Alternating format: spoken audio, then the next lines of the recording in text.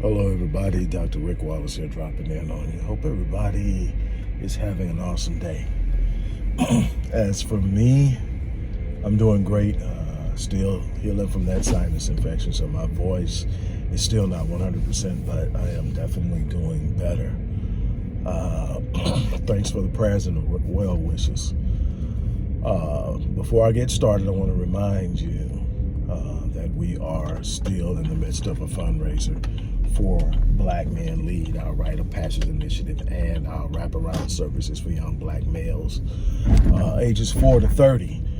Now I want to talk to you about defining Black manhood and why it's important to be able to do so with some clarity, and why something like Black Men Lead is so imperative to the expressive progression of the Black community as a whole. This is going to be a series. This is going to be part one. Then I'm going to come back and I'm going to expand in detail and elucidate the points that I make today. Now, the first thing that we have to be aware of in defining manhood is the diversity of backgrounds in the way of culture, religion, modeling, and behavior. And so where can we find this quintessential Black man? I've written poetry on it. I've written several books on it. And so what I'm going to try to do is I'm going to try to use some points of reference that people within the community should be able to connect with. One point of reference is going to be a religious point of reference, simply because most Black people are religious. I am not a religious person in the sense of adhering to some religious sect. I am a very spiritual person. I believe in God. I have a very close relationship with God. But I think that the manipulation and misuse of religion has led to high levels of corruption, confusion, frustration, and ineptitude. But there are some unbelievably powerful principles that can be excavated and cultivated when you understand them. And I'm going to use those principles, and I'm going to use certain religious references in order to make it clear and understandable to those who have connections to those religions. And others, I will use historical references at time that you can literally relate to by way of understanding your history. Well, what I'm going to do right now is I'm going to define Black manhood based on what I refer to as the 5 Ps. The 5 Ps is actually something that I learned from someone who I had a chance to connect with and glean from via long distance some time ago. The late great Dr. Miles Monroe, who, while being a Christian, taught some unbelievable practical principles from a biblical perspective that are unbelievably empowering when you understand them. It is beyond the emotional, superficial level of religiosity and into the depths of practicing things that empower. If your faith doesn't empower you, you have the wrong faith. It's that simple. But let's talk about the 5 Ps. You can say there are 5 principles of manhood. I call them the 5 Ps. There are 5 things you need to be able to see in a man. And this is important for men to understand, as well as women, because a lot of women, you are looking for the wrong things because society has taught you to. You are seeking the wrong things because society has taught you. Let me drop something on you real quick before I get to the 5 Ps. I'm going to give them all to you in a row, and then I'm going to go back and I'm going to visit each one succinctly, and then I'm going to come back and go deeper into each one in the next part of the series. But let me explain something to you. One of the things that women pay very, very close attention to is romance. How I feel emotionally about a person, how attracted I am to them, how they woo me and awe me and wow me. That romantical allure. When the truth of the matter is, romance didn't even enter into marriage, which is one part of manhood, but not the only part of manhood. So we're going to get into this. But it only entered into marriage at the turn of the 13th century. So we're talking, extremely recent, relatively speaking. So what was marriage before then? You have to ask yourself that question. And so we're going to get into a lot of those different things. But let me tell you what the 3 Ps are. And they're going to have somewhat of a religious reference to a couple, but they can be applied in non-religious ways, because I think they apply regardless to what faith you hold. The first is a man has to be a provider. Second is a man has to be a protector. That's first and foremost, before anything else, a protector, even before a provider. Second, a man has to be a provider. After being a provider, he needs to be a promoter. And a promoter is someone who literally is good at elevating the people around them.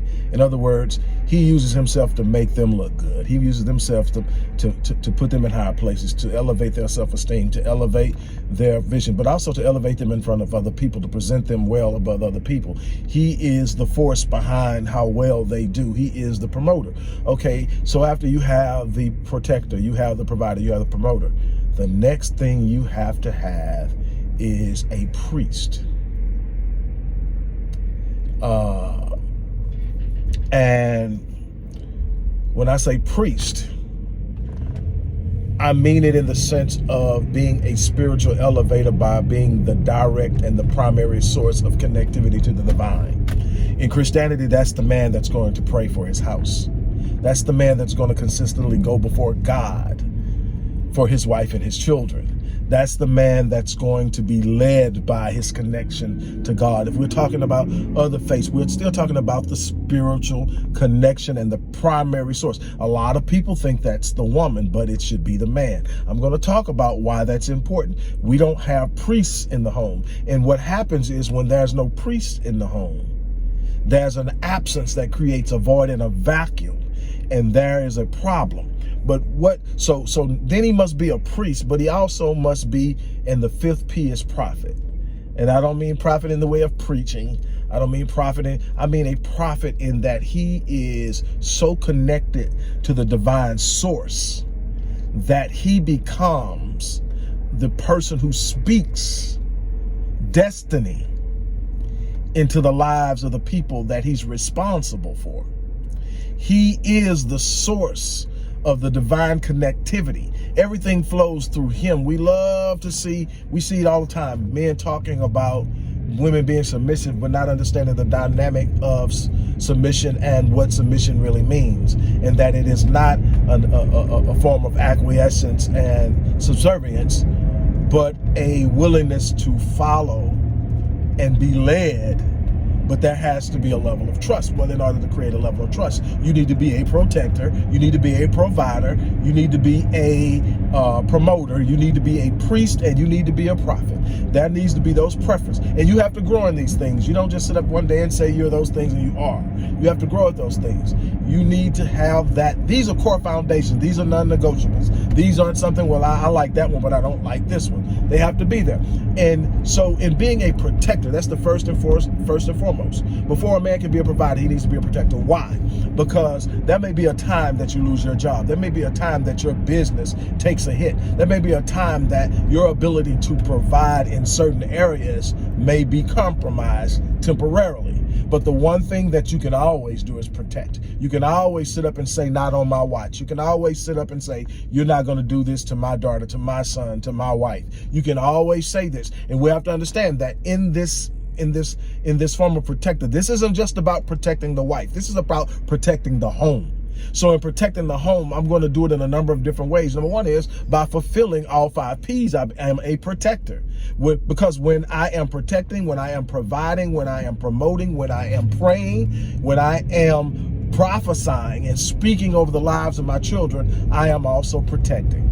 When I am doing that for my wife, I'm also protecting. I am being both a husband and a father, and all of these things are a part of that process. I must understand my force and my power as a father. one of the greatest failures in manhood today isn't as a husband, it's as a father. And women, a lot of this is because you are choosing men that you are attracted to, but you're not measuring their capacity to be fathers. You're procreating with men who tantalize your physical senses, but you have not yet assessed them in their capacity to be fathers. They're giving you signs, they're showing you, there are red flags all over the place, but all you see is how fine he is, what he drives, what he may be able to do in the capacity of being able to provide materially for you. But then you procreate with him, and then you find out that he's not capable of bonding and connecting with his children at a level that will drive him to put his life on the line to make sure they're okay. Now there's levels to this, and there's a way to grow to this. And if you're a man, you're always growing because you're never quite always there. You're never quite there. Okay, so you've got the protector, and then here comes provision. You got to be a provider. Now, there's this thing that believes providing is all about how much of the bills you can pay.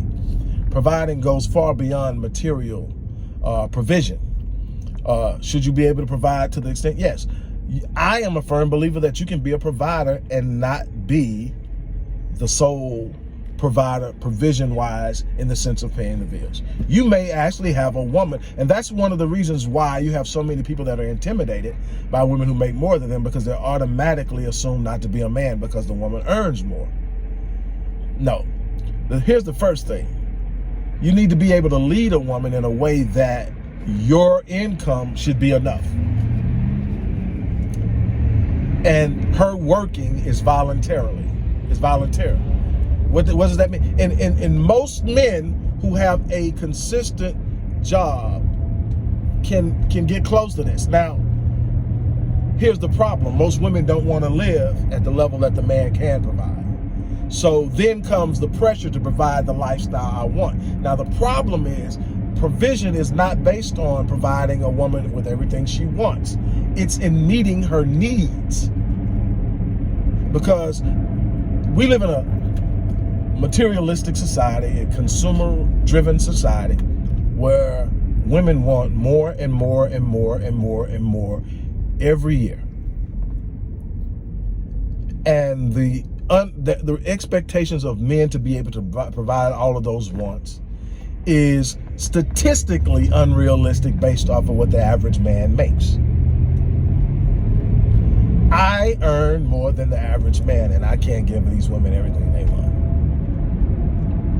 So the average man is, by the nature of society's definition, not a man. Well, no. From a biblical perspective, let's look at manhood. And it does. It says that for he who does not provide for his own, especially of those in his household, he is worse than an infidel. That's biblical. But what we have to also look at is, let's look at what the woman is doing while the man is being a provider. Is she sitting at home and her only responsibility to care for the home? Well, no. If we look at the virtuous woman, King Lemuel's mother is talking about the virtuous woman in Proverbs 31. She's a businesswoman. She is definitely earning income. She is a source of her husband's position at the gate, so to speak. And so we know that she is there. So it's not solely in the sense that he has to be the whole provider, but he needs to be able to take care of the family. But if he can't provide it all, that should be a thirst in him to do so. And here's the thing. If he's got the right woman who knows how to plug into him and knows how to move alongside of him, and he has a thirst to be the sole provider, he will be. That's the beauty of it all. That's the beauty of it all. He will be. If he literally has what he should have in him, that should be a thirst to make sure that he's doing everything he can to give his family everything they need. Now, he may not start out there, but he's supposed to be working to get there. And you should be able to see it in his efforts. You should be able to see it in the way he cares, the way he moves, the way he operates. So in essence, where is he going as much as where is he at? Okay, so you've got this provision, but he's not just providing material. He's providing love. He's providing a safe space. He's providing advice. He's providing leadership. He's providing a spiritual and physical covering. He is providing nurturing. He is providing affirmations. He's speaking power, love, and faith into the lives of the family, his wife and his children. He is a provider in every sense of the word. He's providing the space they need, the environment they need to succeed. And it goes beyond material provision. Okay, then let's move on to being a promoter. I was once told by someone I have had and still have a great deal of respect from, that the character of a man can be discerned by observing the countenance of his wife.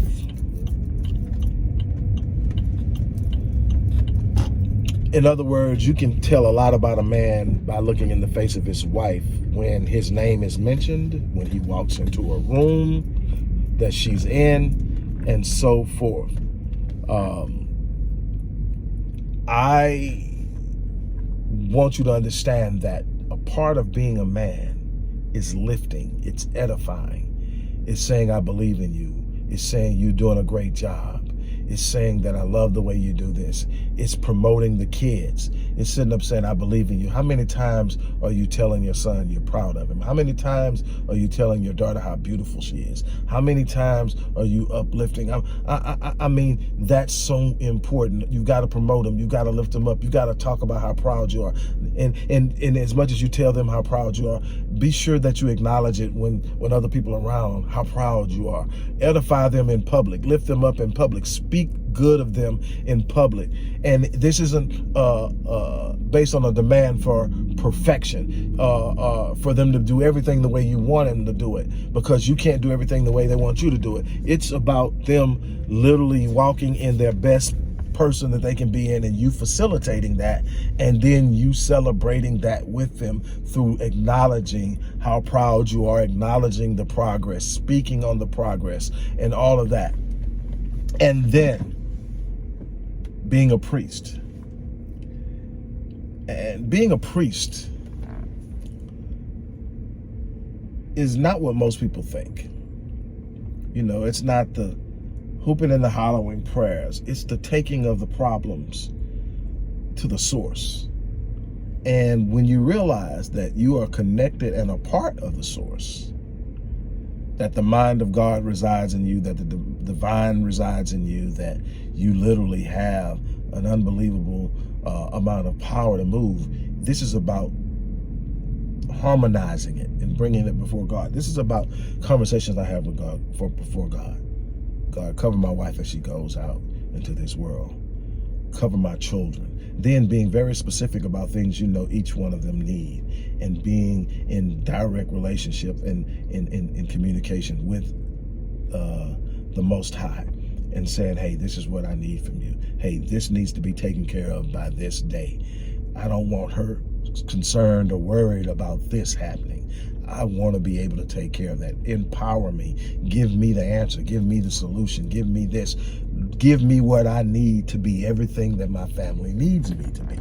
This is about putting them before God. This is about placing a spiritual boundary and a hedge of protection around them spiritually. This is about creating an energy in the house that says anything is possible, that you can do anything, that you can be anything, that you're safe in here. Nothing's going to come in this house and harm you. Nothing inside of this house is going to harm you. It's about that. Then it's about being a prophet. That's where you speak into their lives openly.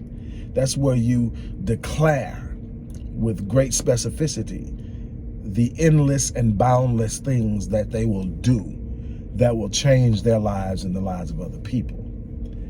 Being a man has to have measurable characteristics, observable characteristics. You need to be able to look at a person and say, okay, are they executing the principles of manhood? not how macho they're moving, not the car they're driving, not how they're compensating in other ways. Are you a protector? Are you a provider? Are you a promoter? Are you a priest in your home? Are you a prophet to your family? This is where we start. Now, we're going to break this stuff down and get even deeper into it. We're going to talk about the importance of being a father and how it's underestimated and how it's under-executed and how we need to deal with it on the next thing, on the next segment. But that's where we're going to start now. We're going to talk about this manhood thing. We're going to talk about why black men lead is so important, why we have to socialize young black males into being capable of doing this and being able to execute every last one of those characteristics that I mentioned. That's so important. We're going to talk about that. We're going to talk about how we stop young black males from killing each other by creating the right mindset and teaching them and socializing them into those same principles. How we stop young black males from being violent towards young black females. How we stop our sons from killing our daughters. We're going to talk about all of that. We're going to talk about how we do this. It's doable, but we're going to talk about how we do it. And on that note, I'm going to get ready to get off. And don't forget, support the work we do, because this is where change is going to take place. It's not going to take place begging someone else to do in our communities what we need to do. It's not going to take place anywhere outside of the reconstruction and rebuilding of the black family and the reestablishing of black manhood with principled characteristics that can be measured and that can be put on the table of accountability. It's that simple. On that note, I'm going to get out of here. You guys, thank you for letting me invade your time, and you have a great day.